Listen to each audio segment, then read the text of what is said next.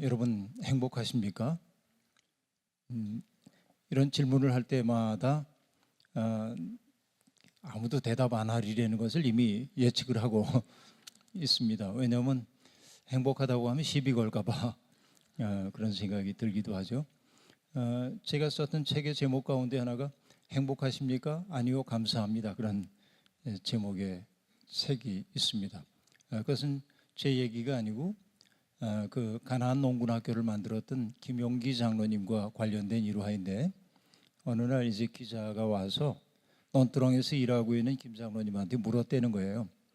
장로님 행복하십니까? 그러자 아니요, 감사합니다. 그렇게 삶을 감사를 가지고 바라보느냐 그렇지 않느냐, 이게 큰 차이가 있는 것 같은데, 그러니까 여러분 감사하십니까? 라고 물어야 하는데, 제가 지금 행복하십니까? 이렇게 이제 질문을 여러분께 했습니다. 대답하기가 좀 어렵죠. 제레미 립킨이라고 하는 분이 있는데, 그분이 썼던 책 가운데 공감의 시대라고 하는 책이 있는데요. 거기에 나왔던 한 도식이 떠오릅니다. 어떤 도식이냐면 H는 D분의 C, 그런 수학 공식이 있는 거예요. 이게 뭐냐면 어디 그런 공식이 있나, 그런데 이게 인간에 관련된 일이라고 볼 수 있겠는데, 이렇게 얘기할 수 있습니다. H는 뭐와 관련되냐면 해피니스의 약자입니다. 행복이죠. 사람은 누구나 행복하기를 원해요. 근데 행복의 길을 단순하게 얘기할 수 없지만, 대체로 자본주의 세상은 우리에게 뭘 가르쳐 주냐면 인간의 욕망이 충족되면 행복한 거다, 이제 그렇게 보죠. 그래서 D라고 하는 것은 뭐냐면 desire, 욕망입니다. 인간의 욕망을 뜻하는 말입니다. 근데 C라고 하는 건 뭐냐면은 C는 캐피탈, 그러니까 자본입니다. C라고 하는 말이 선뜻 안 들어오면 M으로 바꿔도 됩니다. money, 그죠? 인간은 누구나 다 욕망을 가지고 살게 마련인데요. 행복하기를 원합니다. 그러기 위해서는 내가 바라는 바가 충족되어야 합니다. 많은 사람들이 신앙생활을 하면서도 신앙생활의 목적이 무엇인지를 생각하지 않고 본인의 욕망과 관련된 것으로 신앙생활을 그렇게 치환하는 경우가 아주 많이 있습니다. 내가 돈벌이가 잘 되고 또 병 앓지 않고 자식 잘 되고 남편이 직장에서 떨고 나가지 않고 뭐 이런 것들, 부모님들이 건강하고, 이런 것들과 신앙의 내용을 갖다가 연결을 시키는 경향이 아주 많이 있습니다. 이게 디자이어를 중심에 둔 삶이라고 얘기할 수 있어요.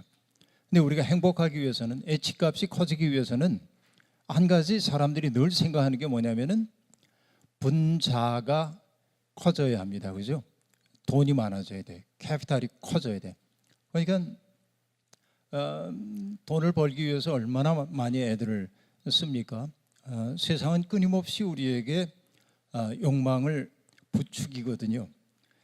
우리가 자본주의 세상에 살고 있지만은 자본주의 세상의 작동 원리라고 하는 게 뭐냐? 인간의 욕망을 확대 재생산하는 거예요. 그렇죠? 그래서 뭔가를 끊임없이 욕망하도록 만드는 거죠. 광고를 보면은 그 시대에 가장 잘 나가는 사람들이 광고 모델이 되는 겁니다.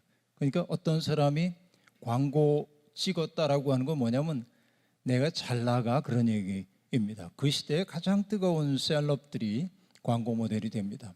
그러니까 배우이든지 탤런트이든지 스포츠 스타이든지 요즘은 인문학 강사이든지 굉장히 그 시대에 뜨겁게 알려지고 있는 사람들을 통해서 뭔가를 드러내 보여줌으로 사람들의 무의식 속에 뭐를 심냐면 이 정도는 소유하거나 소비할 수 있어야 인간다운 삶인 거야. 끝없이 우리 속에 욕망을 이제 불러일으킵니다. 그러니까 그 욕망을 충족하기 위해서는 뭘 해야 되죠? 돈이 많아야 되죠. 근데 여러분 돈 좋아하세요? 싫어하세요? 교회에서 이렇게 물으면 안 되는 줄 알면서도 묻는데, 돈 싫은 사람 없죠? 너 보기만 하면 징그러워. 그리고 저리 가. 그런 사람 아마 없을 거라고 생각합니다. 돈이라는 게 좋은 거죠. 심지어는 발터 베냐민이라고 하는 그 유대계 독일 학자는 돈을 뭐라고 했냐면 유사 전능성을 인간에게 준다. 그렇게 얘기합니다. 돈이 있으면 내가 전능한 존재가 된 것처럼 여겨집니다. 그렇죠? 지갑이 든든하면 어디 가더라도 당당하잖아요. 주눅들 거 없고. 내가 돈이 있는데, 그래서 돈 있는 사람들의 당당함이 있습니다. 돈이 많으면요 허름한 옷 입어도 괜찮아요. 왜? 내면이 든든해. 유사 전능성이 내게 있기 때문에 그렇습니다. 그러니까 돈이 많아져야 돼요. 이렇게 열심히 살다 보니까 여러분, 돈 벌기 위해서 우리는 많은 것들을 포기하며 살아야 합니다. 그죠? 많은 것들을 포기해야 합니다. 내가 하고 싶은 거, 인간으로서 마땅히 해야 할 것들 다 하면서 돈 많이 버는 방법은 없습니다. 그래서 우리의 삶은 빈곤해집니다. 생텍스페리 어린 왕자의 그런 얘기가 나오죠. 사람들은 모든 걸 다 가게에 가면 살 수 있다고 생각하는데요. 그러나 돈 주고도 살 수 없는 것들이 있죠. 어린 왕자는 주로 뭘 얘기합니까? 친구. 그렇죠? 누군가의 친구가 되기 위해서는 함께 지내는 시간이 많아져야 하거든요. 근데 돈을 많이 벌려면 시간이 없죠. 그러니까 우리의 삶이 점점 분주해지고 돈이라고 하는 그 가치를 따라가다 보니까 내가 한눈을 파는 사이에 다른 사람이 내 몫을 가져갈 것 같아서 한눈조차 팔 수가 없습니다. 꽤 여러 해가 되었습니다만 제가 여의도에서 왜 여의도 갔는지 기억이 안 나는데 길을 건너기 위해 신호를 대기하고 서 있었습니다. 근데 이 옆에 말쑥하게 차려입은 정장 차림의 젊은이 둘이 서 있었습니다. 저는 그때 50대쯤 됐을 거고 이 젊은이들은 30대 초중반으로 보였습니다. 그때가 언제냐면 북한의 위협이 막 이렇게 나타나서 미사일을 쏘네 마네 뭐 이런 소리가 막 났을 때 같아요. 94년 무렵이 아닌가 뭐 그렇게 생각이 되긴 하는데요. 그러니까 모두가 다 긴장하고 있는 그런 때인데 여기 한 친구가 이렇게 얘기했습니다. 난 말이야 북한이 미사일을 몇 방 쏴줬으면 좋겠어 우리. 그래서 우리 사회가 혼돈스러워지면 내가 가지고 있는 돈 가지고 주식을 다 살 거야.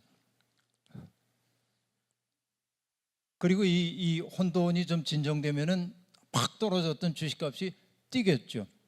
그러니까 이 젊은이의 마음속에 말쑥하게 차려입은 젊은이의 마음속을 온통 지배하고 있는 것은 뭐냐면 돈이라고 하는 가치예요. 그러니까 미사일이 떨어져 가지고 누군가가 죽고 부상 입고 누군가의 가족이 어려움을 겪고 그래서 그 사회에 가득 차게 될 슬픔 같은 것은 이 사람의 마음속에 있지 않습니다. 자기는 그 불행으로부터 예외되어 있다고 생각하는 거고 돈이 그 마음을 지배하고 있는 것이죠. 제가 종종 하는 얘기인데 요즘은 그 광고가 없어져서 다행이긴 합니다만은 옛날에 아주 오래전인데요. 그 광고를 보면서 제가 이런 빌어먹을 광고 그랬어요. 그 회사 다니는 분이 있으면 죄송합니다. 자동차 광고인데요. 굉장히 멋있는 빌딩 앞에서 정말 말쑥하게 차려입은 친구가 탁 나옵니다. 젊은이가. 그런데 이제 그 아나운서가 거기서 멘트를 해요. 뭐라고 하냐면 오래간만에 만난 친구가 잘 지냈느냐는 말에 난 이렇게 대답했다. 그리고 손에 들려있는 리모컨을 탁 누르니까 앞에 서 있는 건물 앞에 서 있는 자동차의 시동이 딱 걸려요. 그게 H사의 G라고 하는 자동차 광고였는데 그냥 짐작만 하세요. 어딘지. 제가 왜 그 광고를 보면서 이런 빌어먹을 광고 그랬는지 정말 이게 자본주의 실체를 보여주는 것 같다 하는 생각이 들었는데 왜냐하면 이런 대목입니다. 인간의 언어라고 하는 것은 다양한 층위가 있어요. 인간은 언어를 통해 그렇죠? 의사소통을 하는 겁니다. 예를 들어서 뭐 오늘이 한사랑교회 추수감사절입니다. 이렇게 이제 서술을 하는 거죠. 또 이 한사랑교회에 있는 황성수 목사님의 모습은 뭐 어떻습니다 하고 묘사할 수도 있죠. 서술하거나 묘사하기도 합니다. 근데 예컨대 제가 여기서 얘기를 하면서 여기 물이 준비되어 있습니다만은 예를 들어서 물이 없어서 목사님한테 목사님 물 한 잔만 부탁합니다라고 얘기할 때 그건 뭐냐면 지시적 언어입니다. 그죠? 뭔가를 상대방으로 하여금 어떤 일을 하도록 요구하고 있는 것이죠. 그 지시적 언어가 조금 더 강력하게 되면 명령하는 언어, 지령적 언어가 되기도 합니다. 근데 여러분, 언어의 층위는 그렇게 서술하고 묘사하고 지시하고 명령하는 것만 있지 않고 어떤 언어도 있는, 감탄사도 있거든요. 와, 이것도 언어예요. 굉장히 많은 것들을 표현합니다. 근데 인간의 언어 가운데서 굉장히 중요한 기능 가운데 하나는 뭐냐면 친교적 언어이기도 합니다. 예를 들어 볼까요? 이런 거이죠. 돌아가신 천상병 선생님의 19절 가운데 그런 거 나오죠. 비가 오는 날 사랑은 흐른다, 눈이 오는 날 사랑은 쌓인다, 바람 부는 날 사랑은 흔들린다 그랬나? 이런 구절들이 있어요. 그러니까 여러분, 그걸 보면서 사랑이 어떻게 쌓여? 그리고 과학적으로 입증하려고 하면 안 돼요. 그렇죠? 그 시가 담아내려고 하는 그 정서의 내용이 뭔지를 우리가 봐야 되죠. 근데 예컨대 사랑에 빠진 남녀가 데이트를 하다가 아버지가 엄격해서 이제 그 여자친구가 집에 들어갔어요. 금방 헤어졌는데 아쉬워. 보고 싶어도 또 보고 싶은 게 연애 시절 아닙니까? 그때 전화를 해요. 문 밖에서 남자친구가. 그래서 뭐라고 하냐면 자기 뭐해? 그래요. 여러분, 그러면 자기 뭐해? 그 얘기는 네가 지금 신발을 벗고 있냐? 아니면 계단을 올라가서 어디를 가고 있냐? 이게 궁금한 게 아니죠. 뭐해라고 하는 것은 그 말 속에 담겨있는 의미, 전달되고 있는 의미는 뭡니까? 금방 헤어졌는데 또 보고 싶어, 그런 얘기 아니에요? 이게 친교적 언어입니다. 그러니까 오래간만에 만난 친구가 잘 지내느냐고 물었어요. 이것은 친교의 말 건네입니다. 그죠? 잘 지내? 그럼 우리가 해야 하는 대답은 어떤 거이죠? 잘 지내다마다 와, 정말 얼굴 좋아 보이네, 하나도 안 변해서, 야, 시간 되면 우리 차 한잔하자, 이렇게 해야 되잖아요. 친교적 언어는 친교적 언어로 답변을 할 때 의사소통이 이루어지는 것입니다. 근데 오래간만에 만난 친구가 잘 지내? 그러자 얘가 뭘 했어요? 시동을 탁 걸었어. 나 이 정도야.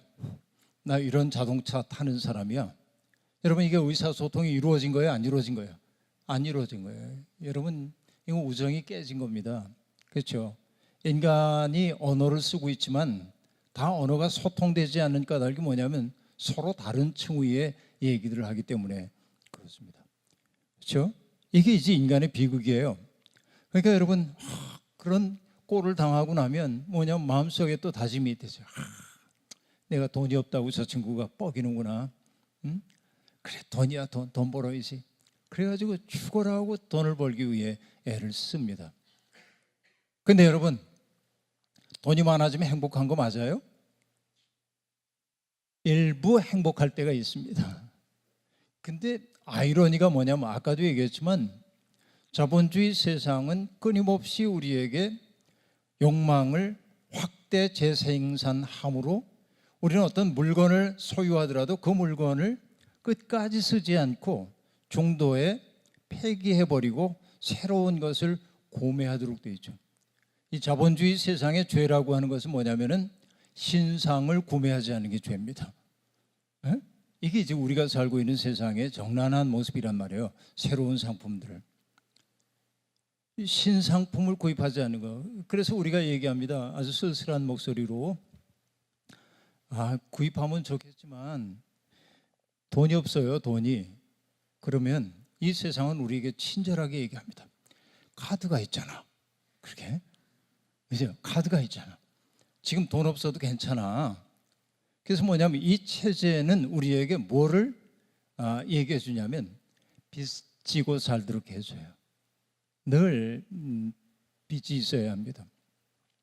저는 여러분, 그 경제에 대해서 잘 알지 못하는 사람이기 때문에, 그러니까 저는 저희 교회에서 재정이 어떻게 돌아가는지도 몰라요. 제가 일체 관여를 안 해.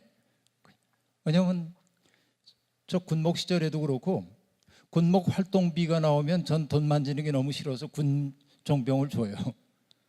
그리고 운영하도록 하고 뭐 좀 하지, 얼마 남아서 이렇게 묻기만 했어요. 저는. 그러니까 워낙 그걸 싫어해, 돈과 관련된 일은. 그러니까 저는 빚 지우고도 못 살아요. 초등학교 4학년 때 우리 목사님이 초등학교 4학년 때 축구부에 불려가셨던 그 아름답고 슬픈 이야기를 조금 전에 들었습니다만 여러분 다 아시는지 모르겠습니다. 저도 초등학교 4학년 때 서울로 유학으로 왔거든요. 중학교 입학시험 준비하라고 서울로 올라왔는데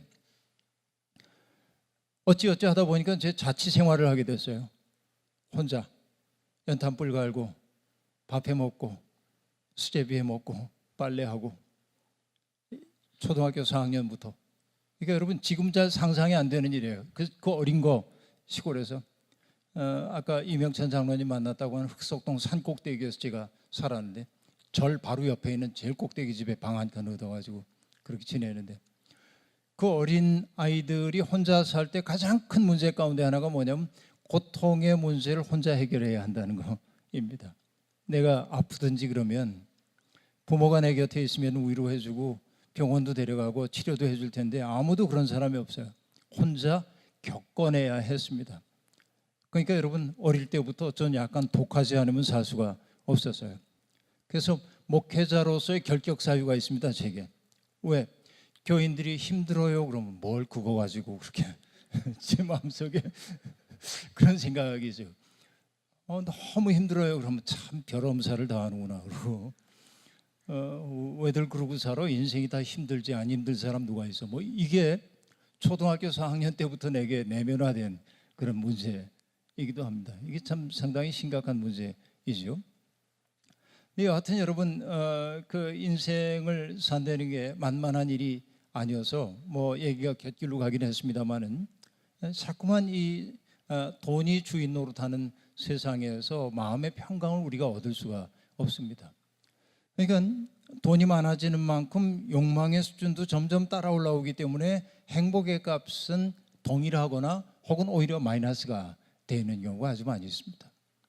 그러니까 우리 어린 시절에 가난했던 시절 60년대의 시골에서의 삶을 생각해 보면은 마을 사람들이 다 골고루 가난했기 때문에 불행하다는 생각 별로 없이 그렇게 살았습니다.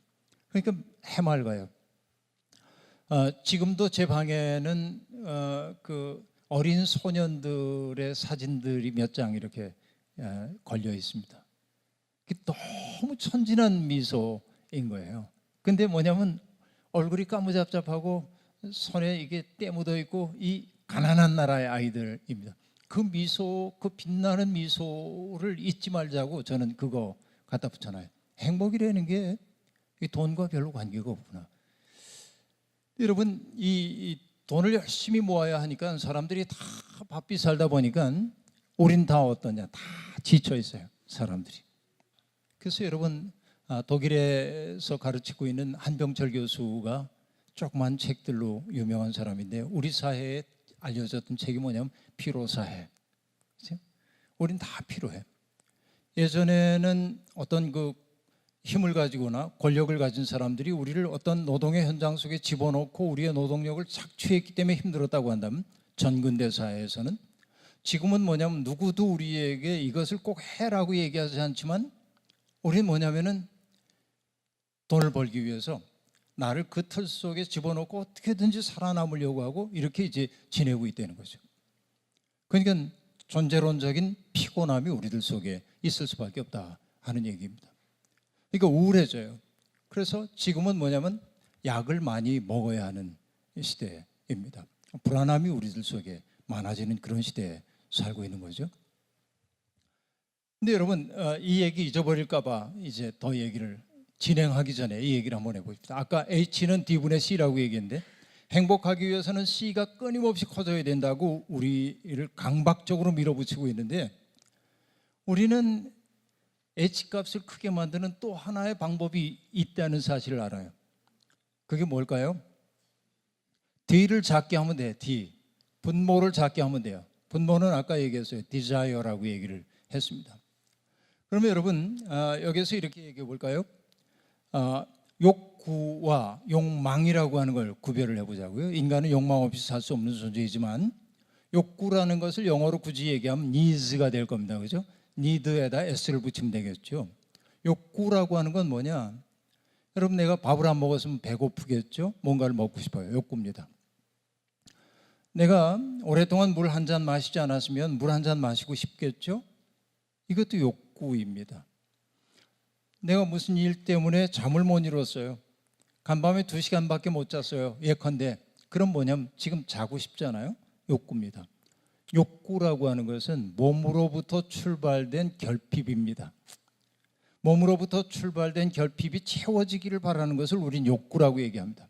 그래서 여러분, 욕구는 채워져야 합니다. 좋은 사회라고 하는 건 뭐냐면 많이 배웠든 적게 배웠든 혹은 뭐 늙었든 젊었든 간에 인간의 기본적인 욕구가 채워지는 사회가 되어야 합니다. 이게 성숙한 사회예요. 내가 인간이기 때문에 먹을 것, 마실 것, 입을 것, 이것이 기본적인 것들은 보장이 되는 사회 체제를 만들어 가야 하는 거죠. 이건 당연합니다. 그런데 욕구와 구별되는 욕망, 디자이어라고 하는 것은 어떻게 발생하냐면 이렇게 발생합니다. 르네 지라르라고 하는 프랑스의 학자가 욕망에 대한 이론을 얘기했는데 욕망의 삼각형 이론을 얘기한단 말이에요. 그러니까 이런 얘기입니다. 욕망하는 주체로서의 나가 있어.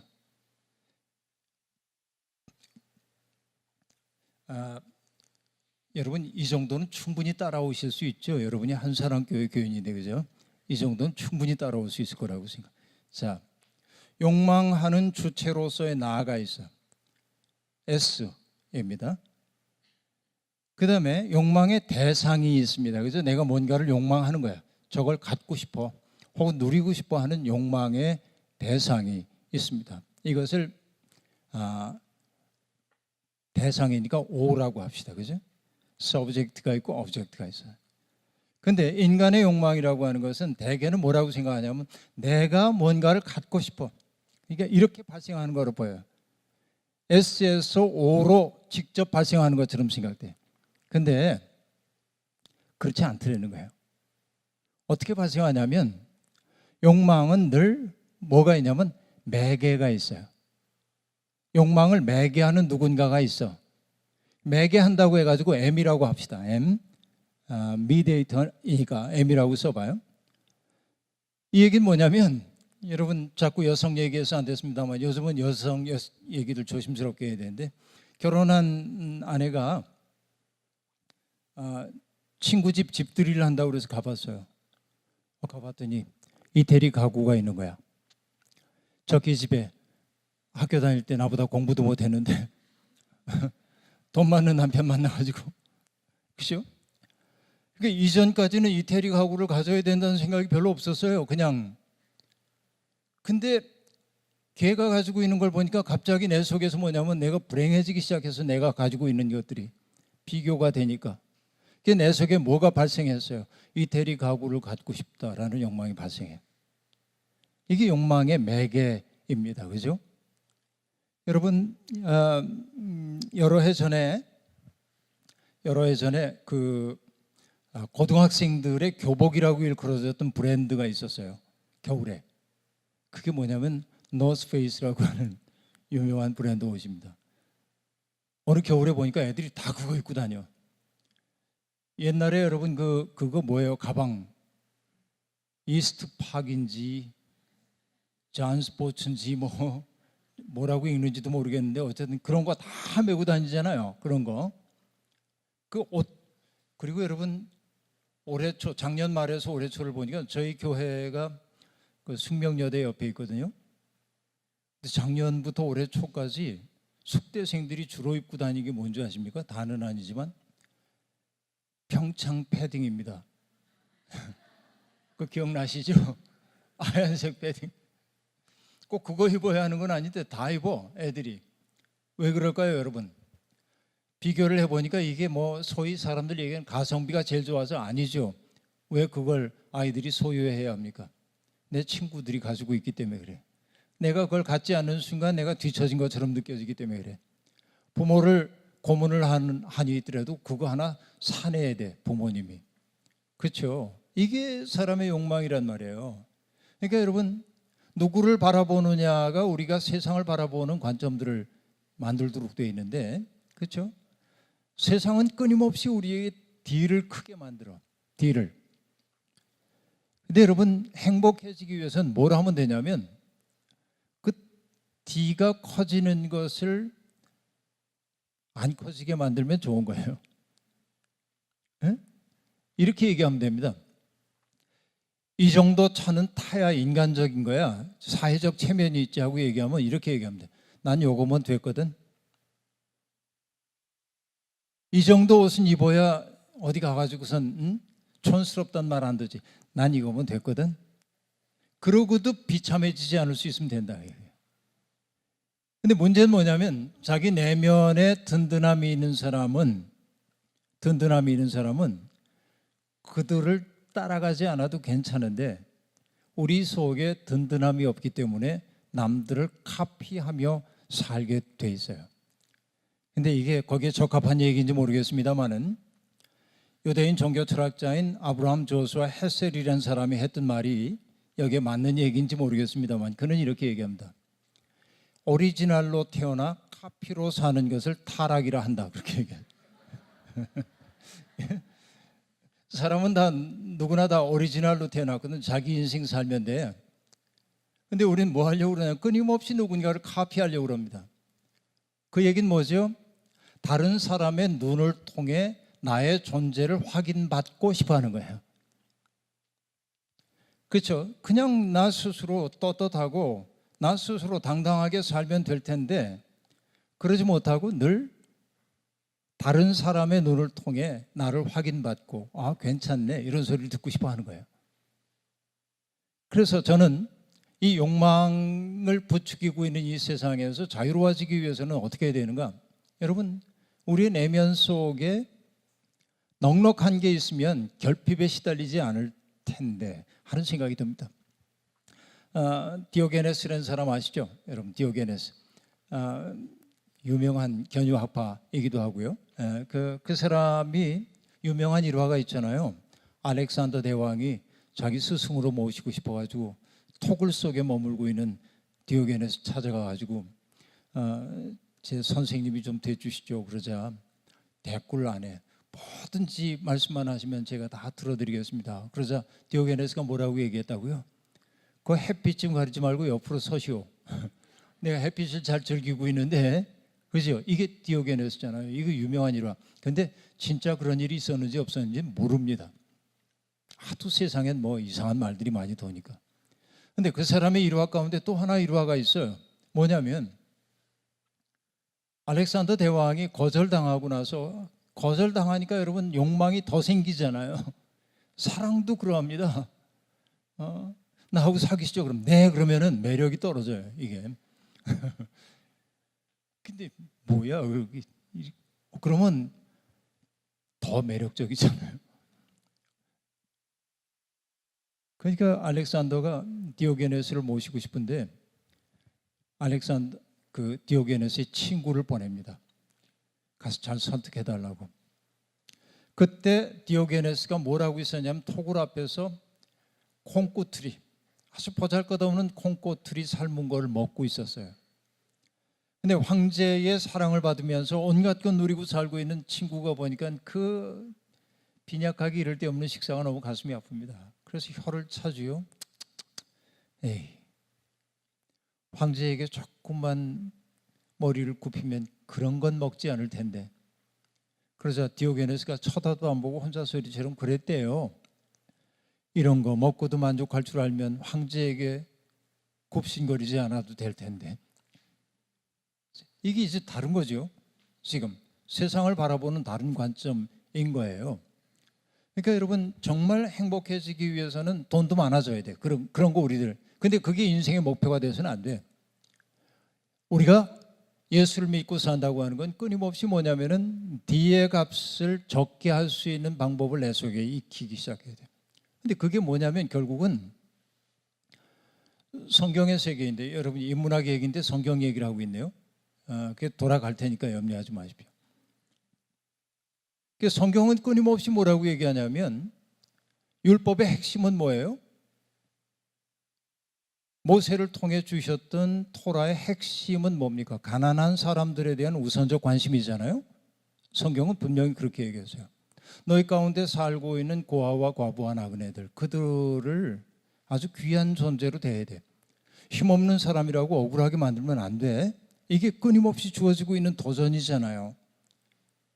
그러니까 여러분 내가 다 먹을 수 있어요. 이것을 내가 가지고 있는 위력과 힘을 가지고. 그런데 뭐냐면 배고픈 사람이 눈에 띄어서 그 사람을 위해서 내 욕망을 줄이고 남겨주는 거예요. 이게 성경이 우리에게 요구하고 있는 삶이에요. 여러분 생각해 봅니다. 여기에 여러분 한산한교회 교인들은 제 생각에는 교육 수준도 높고 되게, 그렇죠? 여기 계신 분들은 다 그렇게 보여요. 부정하지 않으시는군요. 다들 뭐 당연한 얘기를 하냐고 그런 표정으로 저를 바라보시는데, 여러분 교양 있는 분들이잖아요. 근데 교양이라는 게 어떤 게 교양이에요?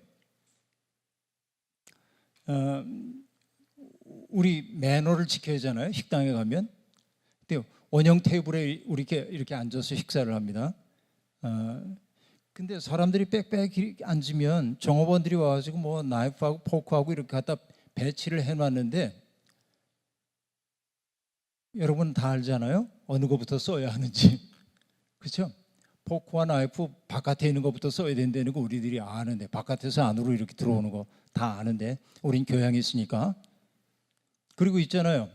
빵도 있고 물도 있는데 이게 뇌물인지 저게 뇌물인지 내 앞에 분명히 있는데, 그래서 이렇게 얘기하잖아요. 우수 좌빵. 그렇죠?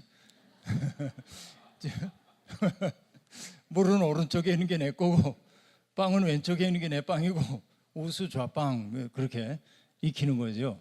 그렇죠? 이거 알면 교양 있는 사람처럼 보입니다. 매너 있잖아요. 근데 진짜 교양이라는 게 그게 아니라 그 얘기예요. 진짜 교양이란 뭐냐면, 나는 형편이 돼서 여기서 잘 먹고 있는데 저 창밖을 보니까 굶주리고 있는 사람이 있어요. 배고픈 사람이. 그래서 그 사람에게 마음이 동해서 그를 초대하거나 그에게 다가가 먹을 것을 줄 수 있는 마음이 교양이에요. 이것을 일본에 계신 서경식 선생님은 이렇게 얘기합니다. 교양이란 타자의 고통을 상상할 수 있는 능력, 그렇게 얘기해요. 타자의 고통을 상상할 수 있는 능력. 그죠? 인간이 인간인 것은 뭐냐면 상상력 덕분이거든요. 상상할 수 있는 것이죠. 여러분 요즘 굉장히 유명한 사람입니다. 호모사피엔스, 호모세이피엔스, 영어로는 그렇게 얘기하나요? 호모사피엔스라는 책. 그 다음에 호모데우스라는 책으로 유명한 유발 하라리라고 하는 학자가 있습니다. 뭐 21세기를 위한 21가지 재원, 이런 책도 번역됐어요. 지금 재밌는 사람입니다. 젊은 사람이. 근데 그가 얘기합니다. 인간과 동물을 구별해 주고 있는 것들이 있는데, 그렇죠? 그건 뭐냐면 인간은 협동한다는 거예요. 동물과 달리. 근데 동물도 협동하잖아요. 사냥하려면 협동하잖아요. 그런데 유발 하라리가 얘기합니다. 10마리의 사자가 협동할 수는 있지만 1000마리의 사자가 협동할 수는 없대. 근데 인간은 1000명, 10,000명이 협동해서 뭔가를 할 수 있어. 이 규모가 대규모예요. 그러니까 거기에 협동하기 위해 자기를 유연하게 바꿀 수 있는 것이 인간이에요. 인간에게, 다른 동물에게 없고 인간에게 있는 굉장히 중요한 점이 있는데, 그게 뭐냐면 imagination, 그래서요. 상상력입니다. 그렇죠. 인간은 두 가지 세계에 살아요. 물질적 세계에 살기도 하지만, 그렇죠? 물질적 세계에 살기도 하지만은 뭐냐면 물질이 아닌 다른 가치의 세계 속에 살기도 한다, 그 얘기예요. 인간은.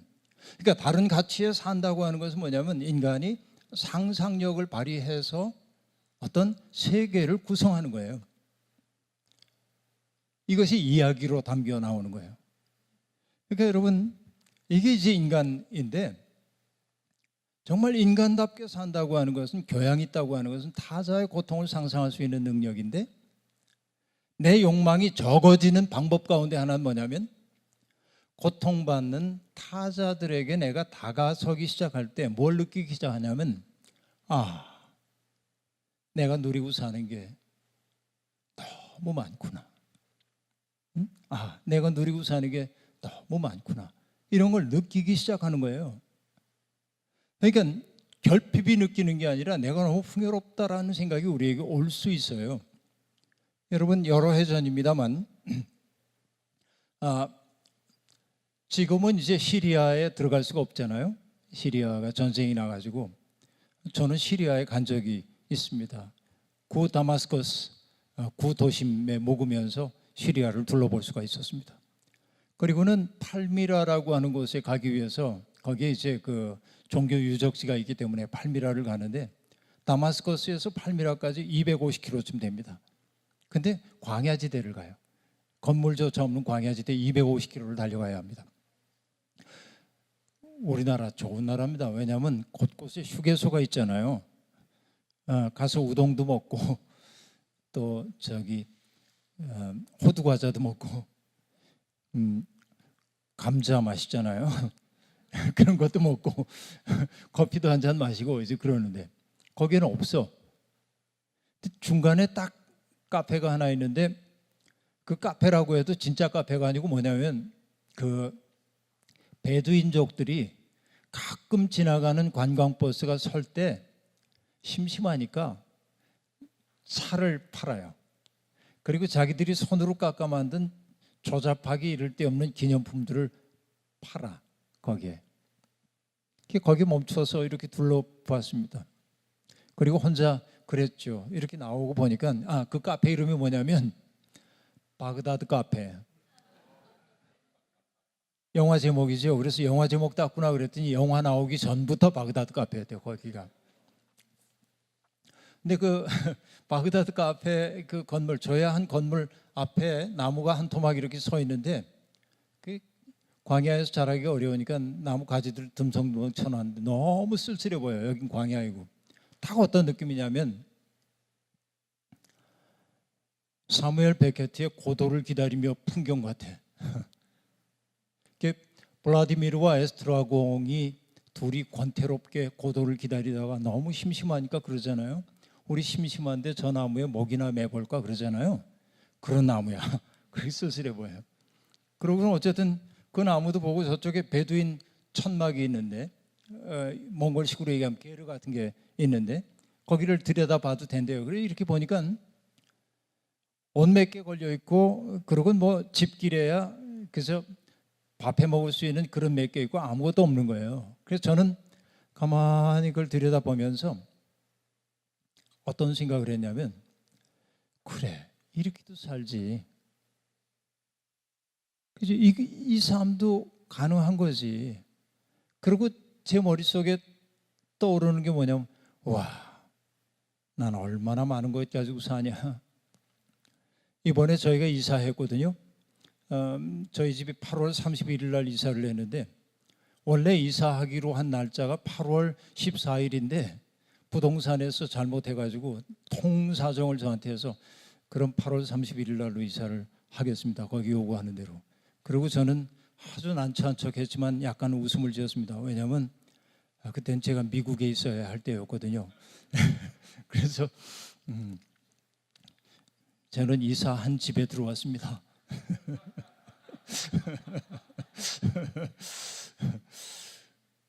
근데 여러분 14년 살던 집에서 이사하려고 그래도 가기 전에 양심이 있지 좀 정리를 해야 되니까 짐을 정리하는데 얼마나 많은지요. 덜어내고 또 덜어내도 계속 나오는 거예요. 이번 이사할 때 제 책도 조금 정리해서 조금 4,000권을 덜어냈습니다.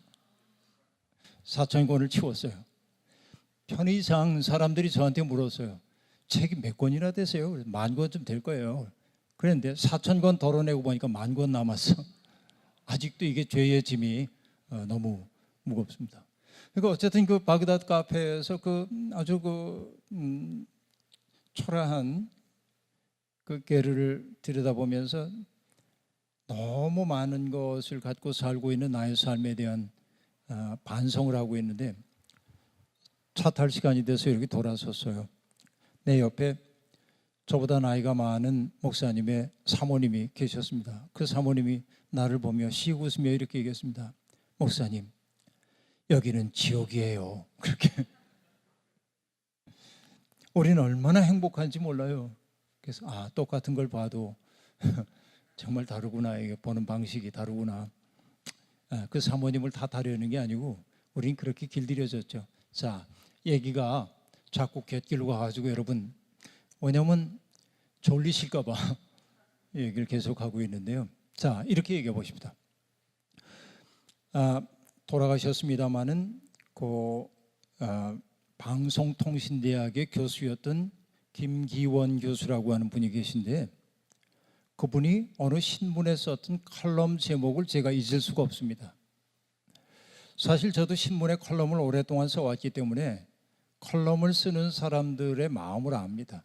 제목 잡는 것도 신문사가 꼭 그러거든요. 제목이 8자면 좋겠고요. 9자를 넘지 않게 해주십시오. 뭐 이런 거. 그리고 여러분 신문에 컬럼을 쓸 때 어떻게 요구하냐면 뭐 9점 몇몇을 써주십시오. 이렇게도 얘기하지만 어딘 이렇게 얘기합니다. 1760자를 써주십시오. 이런 거야. 딱 틀 속에 들어가야 하니까 그러니까 거기에 맞춰 써야 되는 거예요. 칼럼 쓰는 사람들의 이 애로점이 그런 데가 있습니다. 근데 어쨌든 김기현 교수의 칼럼 제목이 뭐냐면 고단함, 억울함, 불안함 그 세 글자예요. 그렇죠? 고단하다, 억울하다, 불안하다라고 하는 그 형용사를 명사 형태로 만든 거예요. 고단함, 억울함, 불안함 이렇게 얘기합니다. 그런데 그분이 했던 얘기는 이렇습니다. 제가 풀어서 얘기를 하자면 한국인들은 누구나 다 고단하고 누구나 다 억울하다, 누구나 다 불안하다 하는 얘기인데 그분은 경제학자답게 이렇게 얘기합니다. 고단함이란 1차 생산 과정에 관련된 정서다라고 얘기합니다. 자, 어떤 얘기냐면 끊임없이 우리는 생산성 있는 사람이 되어야 합니다. 여기 국민학교 나온 분들 많으시죠? 초등학교 나온 분도 있고, 그죠? 여러분, 우리가 국민학교라고 한 말 속에 담겨 있는 게 뭐냐면 모든 시민에 대한 교육을 했던 것은 그 시민들을 사랑해서가 아니라 19세기에 민족국가가 대도하면서 그 민족국가를 부흥시키기 위한 인재라기보단 그를 알아야 뭐라도 시켜 먹을 테니까 교육의 동기는 그런 데 있어요. 서양에서. 이게 이제 첫 번째 동기인데 그게 국민학교인데 그러니까 여러분 과거에 우리나라에서 문교부를 지칭하는 말이 뭐냐면 교육 인적 자원부 그랬잖아요. 사람은 자원에 지나지 않았어요. 이게 우리의 교육의 목표였단 말이죠. 안타까운 일이기도 합니다. 근데 어쨌든 우리도 알게 모르게 뭐냐면 유능한 사람이 되어야 한다고 하는 생각이 우리에게 있어서 어린아이들에게부터 지금 뭘 시키냐면 영어 교육 시키고 애들을 우리 애가 천재가 아닐까 싶어가지고 영재교육원에도 가보고 온갖 노력들을 다 한다 그 얘기입니다. 요즘도 그러는지 모르겠습니다만은 뭐 강남 어딘가에서는 아이들 영어 발음 좋게 하느라고 이 혀 밑에 있는 이렇게 붙어 있는 거를 잘라주는 수술을 한다는 끔찍한 얘기도 들리고 그랬는데 제 며느리도 보니까 애들하고 얘기하는데 야 오늘 우리가 주에 가서 뭘 봤지 그렇게 사자 라이언 봤잖아 이렇게 꼭 영어하고 받쳐서 얘기합니다. 안 그랬으면 좋겠는데 왜냐하면 애들이 그렇게 유능해지기로 그러니까 애들은 피곤해. 피곤해. 애들부터 다 피곤해요. 놀이터에서 노는 아이들이 별로 없어요. 뭔가를 해야 돼요. 중학교 고등학생들 역시 마찬가지입니다. 곧 치러지는 거죠 아이들이. PC방 살인 사건도 났습니다만 애들이 그냥 자기 속에 있는 이 뭔가 풀 길이 없는 거예요. 그러니까 고단하기 이럴 데 없습니다. 대학에 들어가면 평안해집니까? 아니죠. 취직하기 위해 해야 하는 일은 뭐예요? 늘 뭔가 자격증 따야 되고 학점 관리해야 되고 그렇죠? 봉사활동 점수 따야 되고 온갖 거 해야 됩니다. 그러니까 여유가 없어요. 그래서 다 지쳐 있어요. 만물의 피곤함을 말로 다 할 수가 없는 시대입니다. 이게 고단함의 실체예요. 내가 유능한 사람이 되기 위해서. 그런데 그 다음에 억울함이라고 하는 것은 무엇입니까? 보니까 여러분 똑같은 대학에 다 들어갔는데 쟤는 뭐 부모 잘 만나서 소위 금수저 타고 나가지고서는 얘는 공부하지 않아도 아르바이트 하지 않아도 학비 탁탁 내주고 필요한 것들 소비하고 해외 연수도 잘 가고 이래가지고 학점 관리를 잘하고 교수님하고 잘 지내면서 학점 잘 따고 그리고 취직시험 준비해가지고 소위 대기업에 들어갔어요. 근데 나는 똑같이 대학 들어갈 때까지는 똑같았는데 여기서부터 삶이 갈리기 시작했어요. 아르바이트 해야 되고, 그렇죠? 새벽 3시쯤 술 취한 취객들이 와가지고 난동 부리는 데서 말이지 24시간 편의점에서 그 난동 받아내면서 억울하게 이렇게 살았는데, 그러니까 학점 관리할 수 없고, 그리고 대학 졸업하는 순간부터 가난에 몰리고 빚 갚아야 되고, 그러다 보니까 대기업에 들어가지 못하고 중소기업 혹은 비정규직으로 일해야 되고, 연봉 차이가 2천만 원 이상 나고, 그러니까 재난 하나 다를 바가 없는데 나는 왜 이렇게 살아야 돼? 억울해. 이걸 김기원 교수는 뭐라고 얘기하냐면 1차 분배 과정에 관한 정서라고 얘기를 하고 있어요. 그렇죠? 이 분배의 문제입니다. 그러니까 우리 사회는 억울함을 만들어내요. 억울하지 않은 사람이 없어요, 세상에. 그렇죠? 다 억울해요.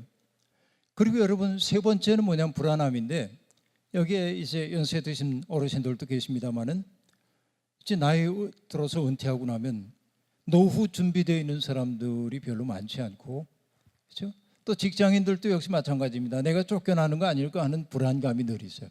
출장 가라고 하면 걱정부터 됩니다. 다녀오면 저 자리가 있을까? 뭐 이런 생각. 목사님들도 그런 데잖아요. 목사님, 안식년으로 6개월 잘 다녀오시죠. 그러면은 가만히 있다. 아니에요. 안식년 뭐 불안해. 목사님 안식년 다녀오셨어요?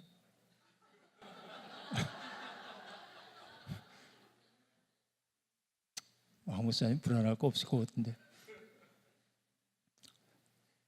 그러니까 여러분, 그 생각이 드는 거죠. 저만 해도 이제 이제 은퇴 생각해야 할 나이가 됐잖아요. 그렇게 되면 어떻게 살아야 되지? 저축한 것도 없고 집도 없고 아무것도 없어요. 감리교연금 40년 목회해봐야 92만 원 나온다는데, 그 92만 원도 사라질 가능성이 대단히 많다고 그러고. 그럼 어떻게 살아야 돼? 이거 아무 생각이 안 나는 거예요. 어떻게 살아야 될지 모르겠어. 불안해요. 그죠? 이게 한국인을 사로잡고 있는 정서란 말이에요. 이런 세상에 우리가 살고 있습니다. 그러니까 우리가 새로운 세상 만들어야 돼요. 고단하지 않은 세상, 억울하지 않은 세상, 그리고 불안하지 않은 세상을 우리들이 만들어야 한다 하는 얘기이죠. 왜냐하면 여러분, 나라고 하는 존재가 인간으로 태어났는데, 우리는 여러분 아까 그 얘기 잠깐 하다 말았습니다마는 우리는 이야기를 만들어가는 존재예요. 상상력을 통해서. 그렇죠? 알레스테어 맥킨타이어라는 사람이 이렇게 얘기합니다. 나는 어떻게 살 것인가 하는 문제는 나는 어떤 이야기의 일부가 될 것인가에 대해서 생각할 때 결정될 수 있대요. 무슨 말인지 어렵다. 그죠? 근데 내가 어떻게 살아야 할 것인가 하는 얘기는 나는 어떤 이야기의 일부가 될 것인지를 먼저 결정해야 된다. 자, 우리는 어떤 이야기의 일부입니까? 하나님의 구원 이야기의 일부가 되기로 했잖아요.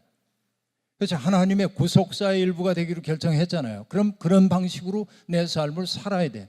어떤 사람은 하나님의 구속사의 일부로 살기보다는 이 자본주의가 우리에게 제시하고 있는 행복의 조건을 자기의 삶의 이야기로 만들며 살기를 원해요. 그럼 그런 방식으로 살아갈 수밖에 없습니다. 그러니까 나는 어떤 이야기의 일부인가가 매우 중요해요. 그렇죠? 이게 이제 인간입니다. 근데 우리는 하나님의 구원사의 일부가 되기로 작정했어요. 근데 성경은 인간에 대해서 뭐라고 얘기하죠? 인간을 하나님의 형상대로 지음받았다고 얘기를 합니다. 그죠? 하나님의 형상. 그러니까 하나님의 형상대로 지음받았다고 하는 이 말 속에 담겨있는 도전은 어떤 겁니까? 신학적인 얘기는 안 하겠습니다. 적어도 우리가 인간이 하나님의 형상대로 지음받았다는 사실을 참으로 믿는다고 한다면 그 말 속에 담겨있는 실존적 도전이 뭔지는 알아차려야 합니다. 그죠? 그 도전이 뭘까요? 여러분, 성경을 그냥 읽고 지식과 정보로 아는 것과 그것을 내 속에서 체화하고 재맥락화하는 건 다른 문제예요. 그러니까 하나님이 천지를 창조하셨습니다라고 하는 걸 여러분 믿습니까? 아멘 하셨어요. 그러면 여러분, 우리의 삶이 어떠해야 되는 줄 압니까? 자, 이렇게 생각해 보세요. 세상에 있는 모든 게 다 하나님 만드셔서 나도 하나님 만드시고 옆에 사람도. 여러분 다정한 사람들을 머릿속에 떠올려 보세요. 그래요. 그가 하나님 만드셨죠. 근데 여러분, 여러분에게 손해를 끼치고 비위상하게 하고 여러분 욕하고 다니는 그 사람도 하나님 만드셨어요? 아니었으면 좋겠지만 세상에 존재하는 모든 것들이 하나님이 창조하신 것이 분명하다고 한다면 그 사람은 내가 보기에는 쓸모없어 보여요. 때때로 저 인간 없어졌으면 좋겠어. 그러나 그 인간 없어졌으면 좋겠어라고 하는 것은 그를 지으신 하나님을 모독하는 일일 수밖에 없어요. 성경은 그 얘기를 우리에게 해요. 그러므로 하나님이 세상을 창조하셨다고 우리가 믿는다면 정말 그 구원 이야기의 일부로 내 삶을 둔다고 하는 말은 뭐냐면 내 마음에 드는 사람만이 아니라 내 마음에 들지 않는 사람까지도 하나님의 숨결 속에 있는 존재이고, 그러면 그를 향한 나의 태도는 어떠해야 하냐면 존중해야 하는 거죠. 때때로 존중할 수 없는 사람들이 있어요. 그가 너무도 어긋난 삶을 살고 있기 때문에 우리는 그에게 그의 불의에 대해서 지적해야 합니다. 꾸짖어야 합니다. 그렇지만 그를 경멸할 권리는 우리에게 없습니다. 그렇죠? 그가 잘못을 저질렀으면 법의 심판을 받도록 해야 합니다. 이건 정의를 세우는 일이에요. 그러나 그의 존재 그 자체를 경멸할 권리는 우리에게 없어요. 그럼 여러분, 인간이 하나님의 형상대로 세상을 창조하신 분이 하나님이라고 믿는다고 한다면 저는 적어도 그 말 속에 담겨있는 실존적 도전은 뭐라고 생각하냐면 세상에 존재하는 어떤 것도 우리가 함부로 대할 수 없다는 거예요. 사람만이 아닙니다. 동물 세계, 식물 세계 마찬가지입니다. 무정물의 세계까지 다 마찬가지입니다. 그래서 하나님을 창조주로 믿는 사람들의 기본적인 생애 태도는 뭐냐면 경외심이어야 합니다. 그죠? 경외심이어야 합니다. 아까 잠깐 얘기했던 아브라함 조서 헤셀이라고 하는 사람이 이렇게 얘기를 합니다. 교육에 대한 이야기를 하면서 세 가지를 얘기하는데, 그리스 사람들은 암 그 자체를 위해 배웠다. 그렇죠? 성경에도 그 얘기 나오죠. 그리스 사람들은 지혜를 구한다고 얘기했어요. 그리고 히브리인들은 경외하기 위해 배웠다. 달라요. 이게 알물 위한 배움과 경외하기 위한 배움이 다릅니다. 근데 사실은 제가 그 다음 하나가 더 있는데 그게 중간에 나오는데 순서를 일부러 바꿨어. 현대인들은 뭘 위해 배울까요? 써먹기 위해 배운다. 배움의 동기가 다른 거예요. 근데 우리가 적어도 성경 공부를 한다고 하는 건, 성경을 가지고 산다고 하는 것의 기본적인 동기는 뭐냐면 써먹기 위한 거 아닙니다. 지혜를 위한 것도 아닙니다. 뭐 하기 위한 거예요? 경외하기 위한 거다. 경외한다고 하는 것은 어떤 것이죠? 이걸 내가 만들지 않았다고 하는 걸 인정하는 거예요. 이것을 만든 존재가 따로 있다는 사실을 두렵고 떨림으로 바라보는 거예요. 여러분, 우리에게 이런 경외하는 태도가 있습니까? 그렇죠? 이게 기독교인들이 생각해야 돼요. 그리고 여러분, 인간이 하나님의 형상대로 지음받았다는 얘기를 지금 하고 있는데, 내가 하나님의 형상이라고 하는 말은 뭐냐면 앞에 계신 분이 나를 통해 하나님의 현존을 느낄 수 있을 때 난 하나님의 형상이에요. 그러니까 이게 우리 모두에게 주어져 있는 하나의 과제입니다. 그렇죠? 실존적 과제예요. 근데 여러분, 요즘 세상 사람들이, 교회 안 다니는 사람들이 교회 다니는 사람들을 보고 뭐라고 하는 얘기입니까? 그 욕하고 있는데, 뭐 개독교니 뭐니 욕하고 있는데, 그 말을 다른 말로 얘기하면 아무리 뒤져봐도 너희 속에 하나님이 안 보여, 그 얘기예요. 세상에 교회가 이렇게 많은데 당신들이 하는 일을 보니까 하나님이 있다는 사실을 난 믿을 수가 없어, 그 얘기예요 지금. 그러니까 우리는 정직하게 얘기하면 뭐냐면, 갑자기 신앙 강사가 됐네요. 정직하게 얘기하면 하나님의 형상 되기 실패한 거예요. 이게 우리의 지금 현존의 모습이라고 볼 수 있습니다. 여러분,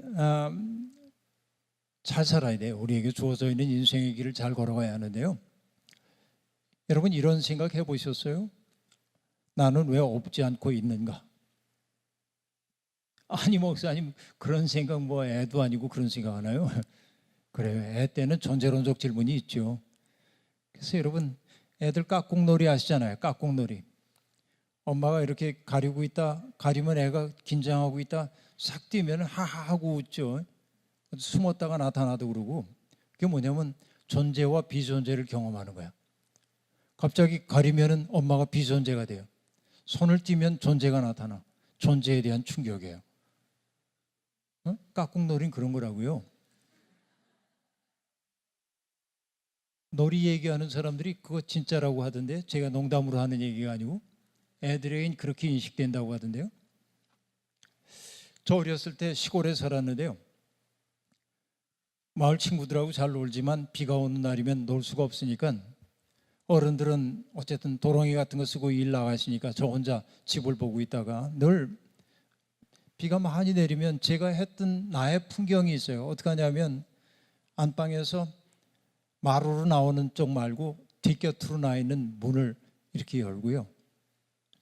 그리고 그 뒤에 장독대가 이렇게 놓여 있는데 장독대에 빗방울이 툭툭툭툭 떨어지는 모습을 제가 유심히 봤어요. 5살, 6살 그런 때입니다. 지금 기억해 보면 봐요.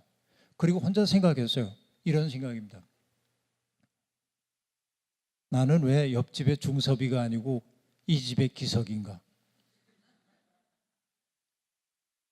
근데 정말 심각했어요. 그리고 뭐라고 생각했냐면 내가 만약에 저 집에 태어났으면 중섭이처럼 생각할까? 아니면 지금의 나처럼 생각할까? 이게 존재론적 질문이에요. 애들에게 그런 질문이 없다고 생각하지 마세요. 잊었을 뿐이지. 그런 질문을 해요. 자기가 낯설어. 여러 해 전에 언론학자인 손석준 박사하고 저하고 지면을 통해 대화를 하고 그걸 책으로 낸 적이 있는데 기자와 목사 두 바보 이야기 뭐 이런 제목으로 책이 나왔는데 어쨌든 둘이 책을 내니까 신기하니까 기독교 방송에서 불러서 인터뷰를 하세요. 갔더니 사회 보는 사람 소개하길래 안녕하세요. 그러니까 안녕하세요. 뭐 별로 말도 안 해. 그런가 보다 뭐 어서 본 듯도 하고 안 본 것도 하고 어쨌든 녹음하는 데 들어갔습니다. 들어갔는데 이 여자가 큐 사인이 딱 들어오니까는 탁 본색을 드러냈는데 보니까 개그맨 김미화 씨야. 가만히 있을 땐 너무 얌전해가지고 이 사람이 누군지 알아볼 수가 없어. 근데 딱 시작하니까 그분이야. 근데 얘기를 나누다가 왜 이런 대화를 나누게 됐냐고 질문을 했어요. 그래서 손석준 박사가 이렇게 얘기했습니다. 요즘 나를 사로잡고 있는 질문이 둘입니다.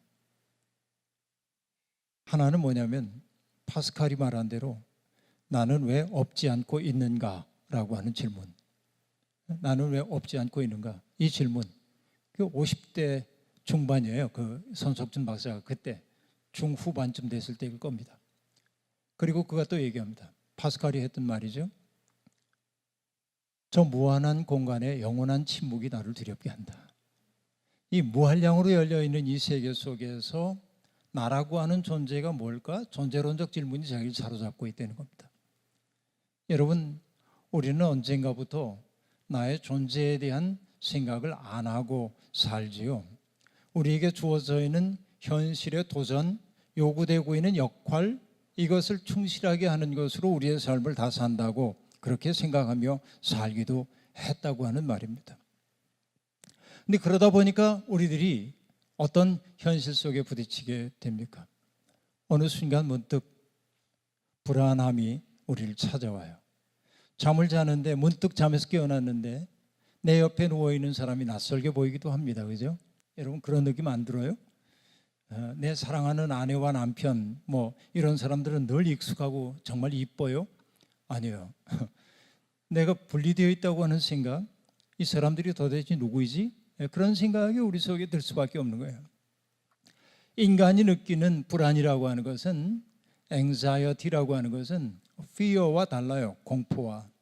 공포라고 하는 것은 대상이 있습니다. 나를 무섭게 하는 호랑이를 만났다든지 귀신 만나는 게 이거 공포예요. 근데 불안이라고 하는 건 영문도 없이 찾아오는 거예요.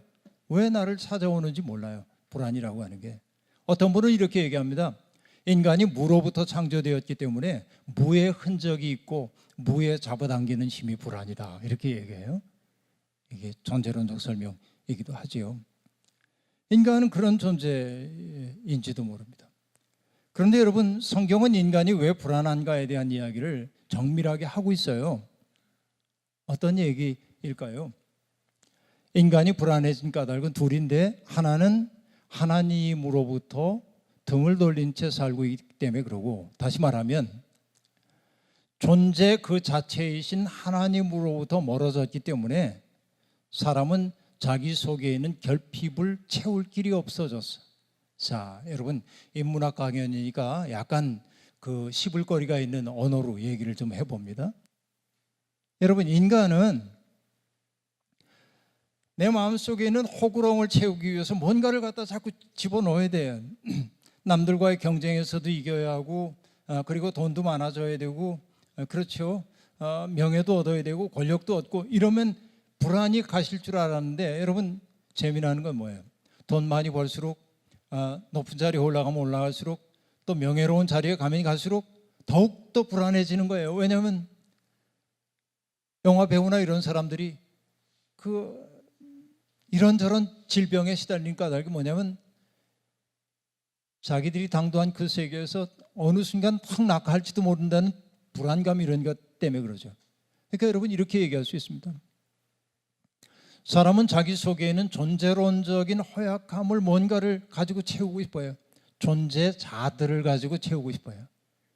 그러나 그거 가지고는 채워지지 않는 게 인간의 인간됨이에요. 이게 성경이 얘기하고 있는 부분이에요. 그건 뭐냐면, 존재자, 다시 얘기하면 beings, being들, 존재자들, 그런 것 가지고 여기 아무리 채우려고 해도 안 채워져. 왜? 인간은 존재 그 자체이신 하나님에 의하지 않고는 채워질 수 없는 빈 구석이 우리 속에 있기 때문에 그래. 이게 존재자로 채울 수가 없어요. 존재이신 분이 내 속에 들어와야 내가 채워진다, 그 얘기예요. 그러니까 여러분, 존재자는 좀 적어도 괜찮아요. 존재이신 분이 내 속에 들어오면 내가 든든해져요. 내가 세상에서 든든해지는 거예요.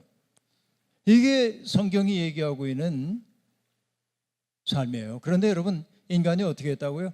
선악과를 따먹고 하나님께 등을 돌린 사람이 되었다. 자, 이걸 달리 얘기하면 뭐냐면, 내가 누군가를 사랑하면 어때요? 사랑하는 사람과는 자꾸만 마주보고 싶어지잖아요. 연애하고 있는 젊은이들을 보면 그 눈들이 얼마나 이쁜지 모릅니다. 여러분, 저도 나이 들었나 봐요. 연애하고 뭐라 그래? 스킨십하고 그런 애들 보면 이뻐. 과한 애들 보면 쟤들 왜 저래? 그렇지만 공적인 자리에서 과한 스킨십을 하는 애들 보면 난 아직도 꼰대인가 봐요. 보기 싫어. 쟤들 왜 저래? 여러분 어떠세요? 난 그건 안 이뻐. 정말 사랑하기 때문에 이렇게 손 타치하고 초하고 그런 애들 보면요, 그 눈에서 장미꽃 다발이라도 나올 것 같아요. 마주 앉아서 눈을 바라보고 있는 애들 보면 진짜 좋은데요, 눈과 눈을 바라본다고 하는 것은 그들 사이에 숨겨야 할 것이 없다는 사실입니다. 숨겨야 할 것이 생기면 어떻게 되는지 아시죠? 눈빛이 흔들립니다. 이렇게 살짝. 여성들은 또 예민하죠. 그래서 자기 남자친구나 남편이 눈빛 흔들린 거 보면은 매같이 알아차려가지고, 당신 내 눈 똑바로 보고 얘기해요. 그렇게 얘기를. 그런데 하나님과 마주 바라보는 관계, 하나님 눈앞에서 살아가는 것이 인간의 삶을 충만하게 합니다. 그러나 하나님께 등을 돌려서 하나님의 낯을 피해서, 이게 이제 불안의 시작입니다. 그리고 에덴 동산에 쫓겨나잖아요. 그리고 여러분, 일어났던 사건이 뭔지 아시잖아요. 가인이 아벨을 죽이는 사건이 벌어졌고, 내 동생이 어디냐는 질문에 대답하지 않습니다. 그는 무뚝뚝하게 형제 살해자가 되는 거죠. 그래서 가인이 어디로 가게 돼요? 에덴의 동쪽으로 이주하여 갔다 하고 얘기합니다. 60년대에 여러분, 제임스 딘이라고 하는 그 유명한 배우가 연기했던 에덴의 동쪽, 제목은 굉장히 낭만적인데 내용을 알고 보면 끔찍한 얘기죠. 삶의 의미 다 사라지고 삶의 희망조차 다 사라진 세상의 모습이 에덴의 동쪽이라고 하는 것입니다. 그래서 성경은 뭐라고 얘기하냐면 가인이 에덴의 동쪽으로 이주하여 가서 살았는데 그 땅의 이름을 놋, 그렇게 얘기하는데, 놋 땅에 살았다고 얘기하는데 영어로는 NOT 그렇게 써요. 히브리어의 의미는 뭐냐면 요리하다, 방황하다라고 하는 뜻이에요. 기가 막힙니다. 이 성경 이야기가 기가 막힙니다. 하나님께 등을 돌린 사람, 마땅히 있어야 할 형제간의 관계에서 등을 돌린 사람의 보편적 운명이 뭐냐면 요리하고 방황하는 불안의 삶이 되는 게 성경 이야기에 그대로 담겨 있습니다. 그죠? 그리고 또 더 기가 막힌 건 뭐냐면 가인은 에덴의 동쪽으로 이주하여 와서 도시를 만들었다. 그렇게 말합니다. 도시라고 하는 건 여러분 뭐예요? 많은 사람들이 밀집되어 사는 곳입니다. 그러다 보니까 때때로 추울 때는 서로에게 따뜻한 품이 되어주기도 합니다. 그러나 대부분의 순간 그들은 나의 욕망을 거스르는 사람들입니다. 경쟁해야 될 대상입니다. 그래서 프랑스 철학자가 얘기하고 있는 것처럼 도시적 삶의 특색은 뭐냐면 팔꿈치 사이에 팔꿈치로 옆구리를 치면서 가는 삶이라는 거죠. 옆에 있는 사람이 지옥처럼 느껴집니다. 이게 도시예요. 경쟁이 내면화된 것이 그것입니다. 이게 타락한 인류의 모습입니다. 그러니까 하나님에게 등을 돌리고 이웃에게 등을 돌린 사람들의 삶이라고 하는 것은 결국은 그런 팔꿈치 사회처럼 누군가를 경쟁 대상으로 봐야 하고, 그렇죠? 내가 살기 위해 그를 끌어내려야 하는 끔찍한 그런 상황 속에 우리가 놓이게 됐다. 이게 우리가 경험하고 있는 불안의 실체다 하는 얘기입니다.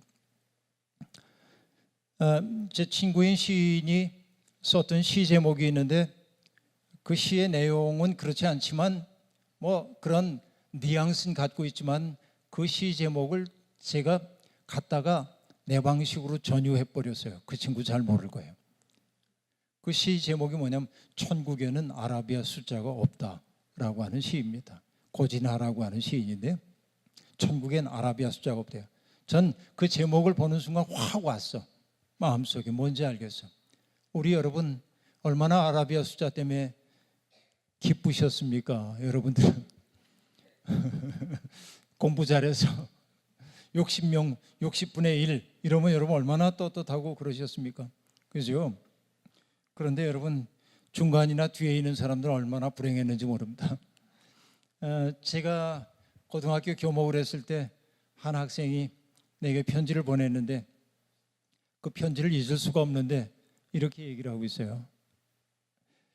우리의 모습을 한 친구 하나가 죽었습니다. 아파트 10층 옥상에서 뛰어내렸습니다.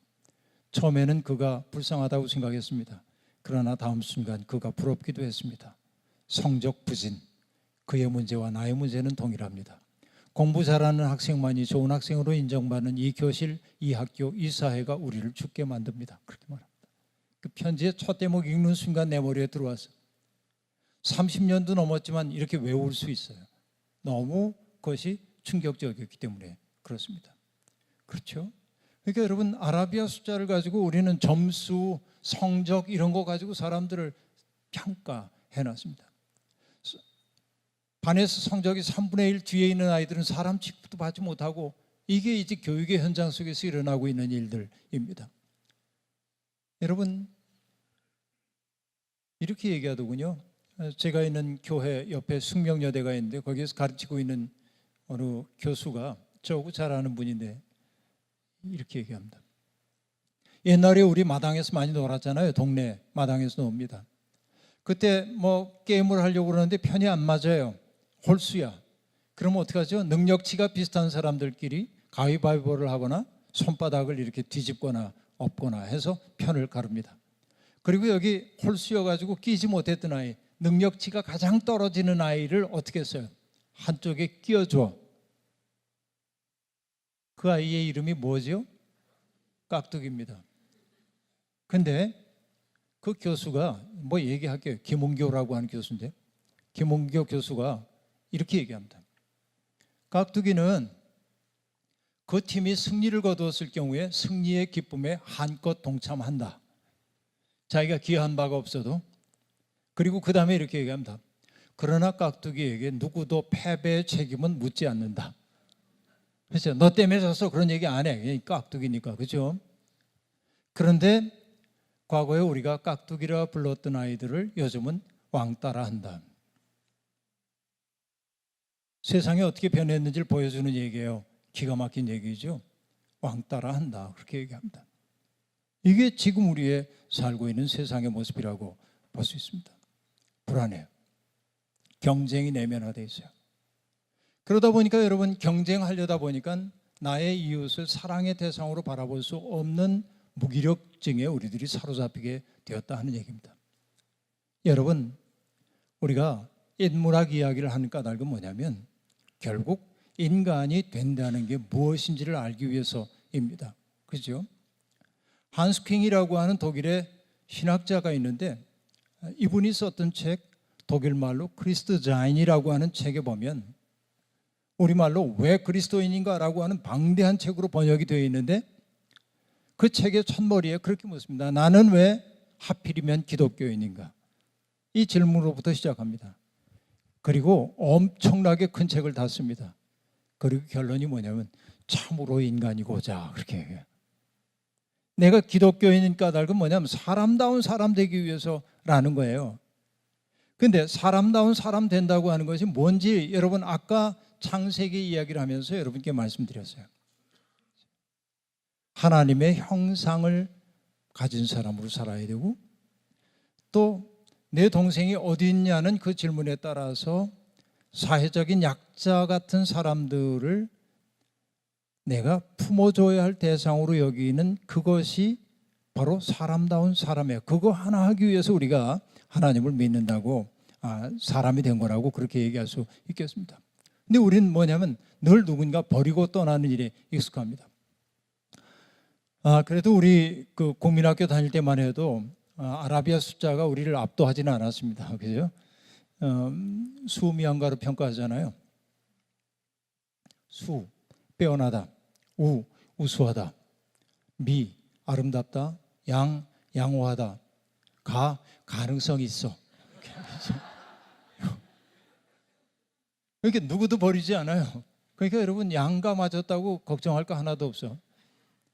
야, 너 성적표 어땠어? 수 맞았냐? 아니요, 전 양가예요. 얘 이놈 맨날 야단쳤죠. 근데 나중에 보면 양가 맞던 아이들이 인정 있게 사는 경우도 참 많아요. 수만 맞던 사람들이 이기적이고 부모 귀한 줄 모르고 그런 사람도 제법 많아요. 왜?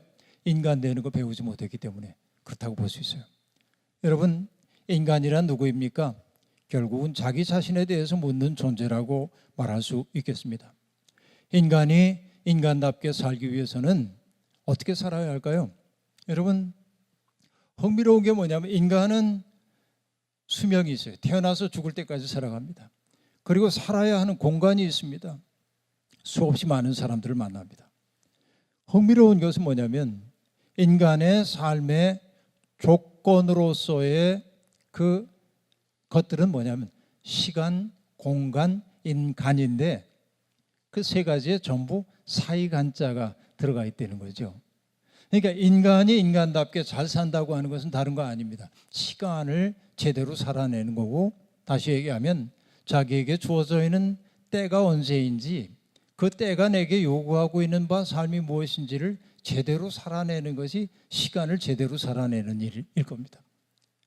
근데 여러분 이거 신앙적 언어로 굳이 얘기하자면 여러분 과거는 흘러가서 없어요. 그죠? 이미 없어요. 미래는 오지 않았기 때문에 없어요. 지금이라고 하는 것도 지금 하려는 순간 지나가 버려요. 그러니까 시간은 알 것도 같은데 붙잡으려고 그러면 실체가 없는 게 시간입니다. 그러나 시간이라고 하는 건 과거가 지나갔다고 하지만은 과거는 여전히 현재 속에 들어와서 내 삶에 영향을 미칩니다.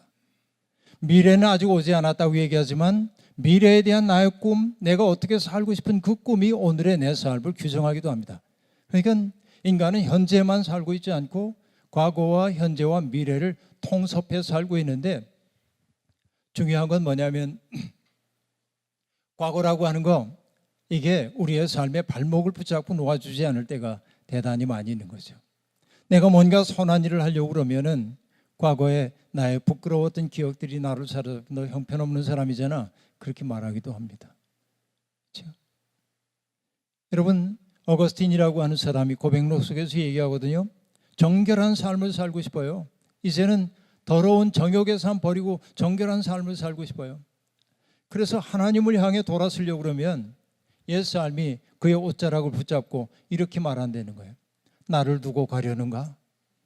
우리가 함께 즐거웠던 시간이 있지 않은가? 붙잡고 놓아주지 않은 거예요. 우리의 기억 또한 그러합니다. 때때로 부끄러움의 기억도 있고요. 그렇죠? 참담했던 기억들이 있어요. 이 과거라고 하는 기억은 어떻게 우리가 성화해야 하겠습니까? 그리스도의 사랑 앞에 맡길 수밖에 없어요. 용서해 주시는 그 사랑 앞에 맡겨야 돼. 이게 시간을 성화하는 방법이에요. 그러니까 우리 같은 것들을 있는 그대로의 모습으로 수용해 주시는 하나님의 사랑에 나를 맡겨야 돼. 이걸 뭐라고 하냐? 믿음이라고 그래. 믿음. 맡기는 거예요. 믿음은. 그리고 여러분, 미래라고 하는 것은 확정되지 않았기 때문에 불안합니다. 내 미래가 어떻게 되는지 알 수 없어요. 지금 우리 예배당 마치고 바깥에 나가서 어떤 일이 내게 벌어질는지 알 수 없는 게 미래입니다. 그럼 어휴 무서워, 밖에 못 나가겠네. 아니죠. 어떻게 해야 합니까? 미래의 주인은 하나님이시기 때문에 하나님 앞에 맡기고 살아야 합니다. 이걸 뭐라고 얘기합니까? 그 맡김은 소망이라고 하는 거예요. 과거는 믿음을 통해 성화하는 거고, 미래라고 하는 것은 소망을 통해 성화하는 거야. 나에게 속한 것이 아니기 때문에 그것을 그렇게 성화하고 살아야 합니다. 현재는 어떻게 살아야 합니까? 현재라고 하는 것, 그것은 우리에게 주어져 있는 유일한 순간이기 때문에 사랑으로 살아야 합니다. 그죠? 우리는 사랑을 위해 이 세상에 보냄을 받아서. 그러니까 시간의 성화라고 하는 건 다른 거 없어요. 믿음, 소망, 사랑 품고 사는 거예요. 이게 시간의 성화 삶입니다. 기독교인들은 특별히 그렇게 살아야 합니다. 사랑이라고 하는 것도, 여러분, 사랑이라고 하는 게 결국 어떤 것이 사랑입니까? 사랑을 뜻할 때 우리는 러브라고 하는 개념을 생각하지만 성경이 얘기하고 있는 사랑은 컴패션입니다. 컴패션.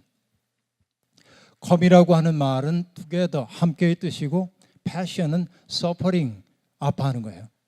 컴패션이라고 하는 말을 번역하자면 함께 아파하는 마음입니다. 이게 자애로움입니다. 그죠? 함께 아파하는 마음이에요. 이게 사랑입니다.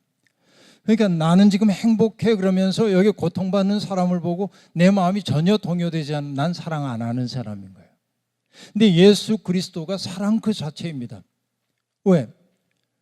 주님은 세상에 있는 아픔을 당신의 아픔으로 다 받아들였기 때문에 그렇습니다.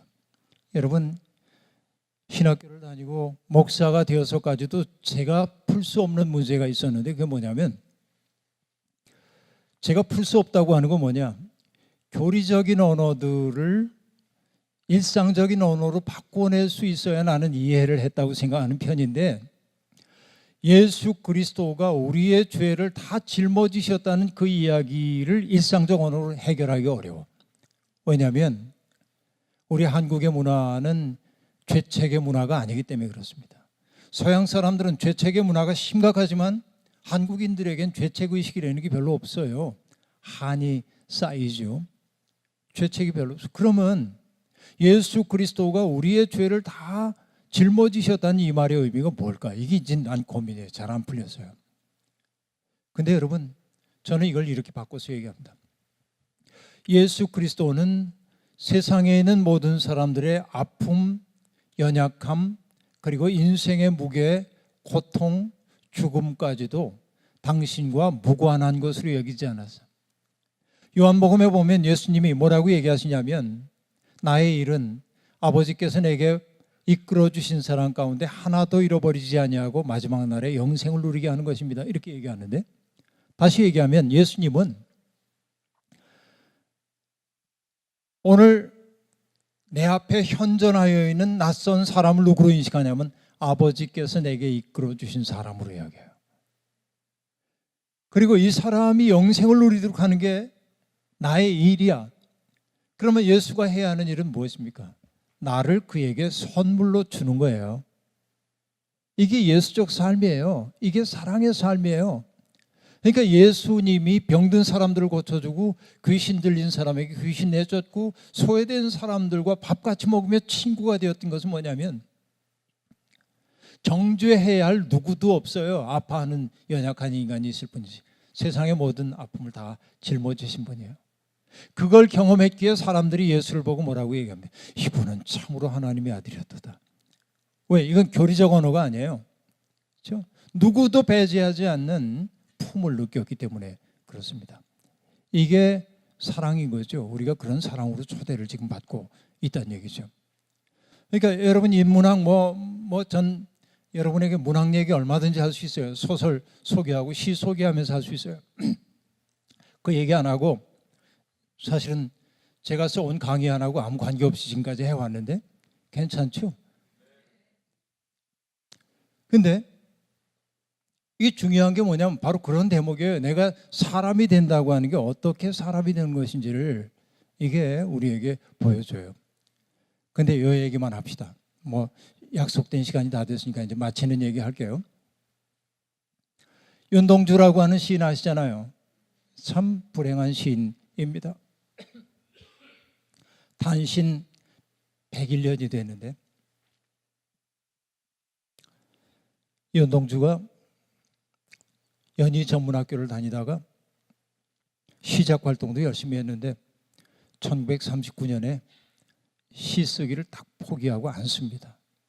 거의 1년 가까이 침묵의 시간을 가져요.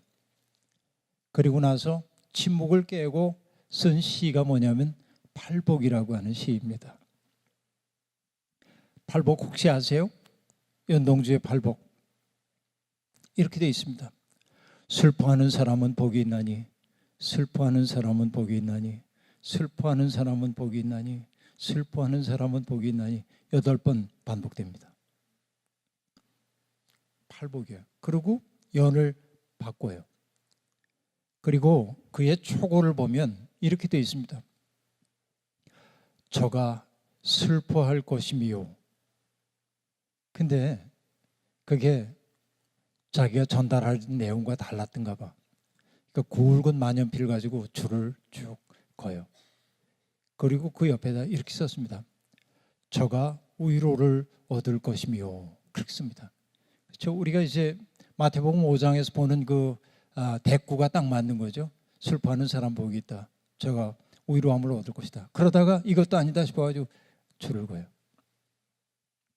그리고 세 번째 뭐라고 쓰냐면 저가 영원히 슬플 것이미요. 그렇게 씁니다. 그게 팔복입니다. 근데 윤동주의 전기를 썼던 어떤 사람은 윤동주의 팔복을 보고 이렇게 얘기합니다. 윤동주는 중일전쟁이 벌어지고 그래서 어려움을 겪고 있던 그 시대에 하나님이 계시지 않은 것처럼 보이는 그 시대에 깊이 절망하여 믿음을 잃어버렸다. 슬픔 속에 잠겼다 하고 얘기합니다. 그러나 그는 종교가 뭔지를 전혀 모르는 사람입니다. 윤동주가 슬퍼하는 사람 복이 있나니 복이 있나니 슬픔을 복이라고 얘기했던 건 역설적 얘기가 아니고 그의 느낌을 그대로 얘기한 겁니다. 이전에는 어떠했습니까?